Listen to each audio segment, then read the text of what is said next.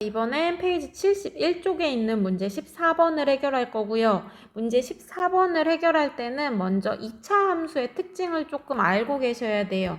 2차 함수가 지금 현재 주어진 문제에서 아래로 볼록이죠. 그래서 아래로 볼록인 걸로 해서 먼저 볼게요.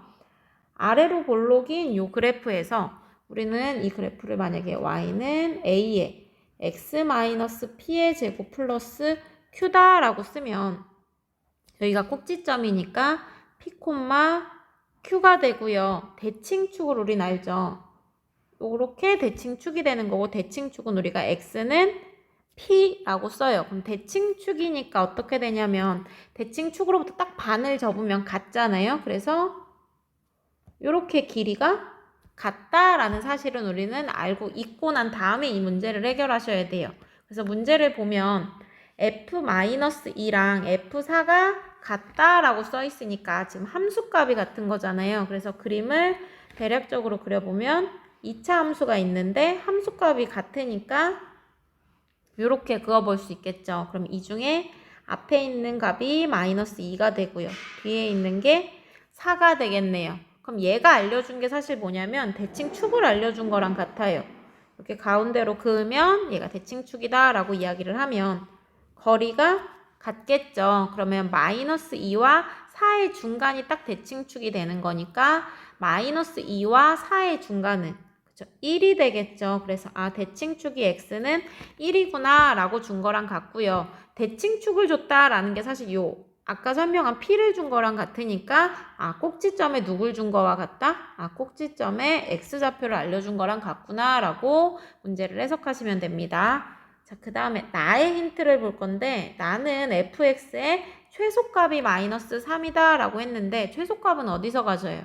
그쵸? 아래로 볼록이니까 꼭지점에서 갔겠죠. 그럼 꼭지점에 y좌표가 최소값이 되는 거고요. 결국 꼭지점에 y좌표도 준 거니까 q는 -3이 되겠네요. 그래서 이 문제는 가하고 나에서 준 힌트가 꼭지점을 준 거예요.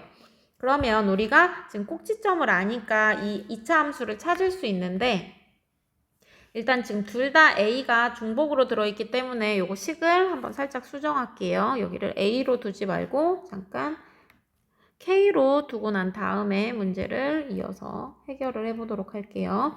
자, 그러면 우리 꼭지점을 아니까 주어진 식에 대입을 할 수 있겠죠. 그래서 대입하면 y는 k에 x-1의 제곱 -3이다 라고 쓸 수 있는데 요 k는 그쵸? 주어진 함수의 2차항의 개수를 갖고 오면 되는데 2차항의 개수가 현재 1이죠. 그렇기 때문에 k도 1이 되는 거고요. 그래서 식을 다시 쓰면 x-1의 제곱 -3 전개하면 x제곱 -2x 플러스 1의 -3이니까 -2다 라고 쓸 수 있네요. 그래서 이 식이 x제곱 플러스 ax 플러스 b랑 같다 라고 얘기했으니까 a는 -2가 되고요. b 역시 -2가 돼서 1번 문제가 해결이 됩니다.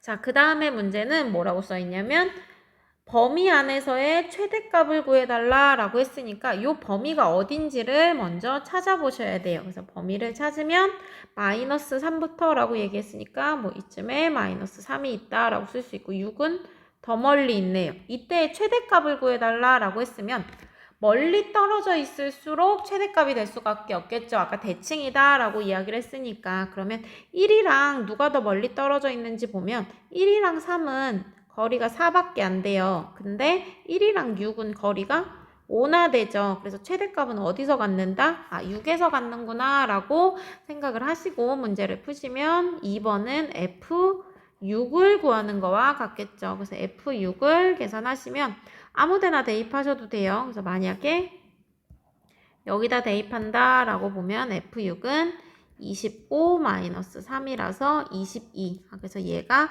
최대값이다 라고 문제를 해결하시면 됩니다.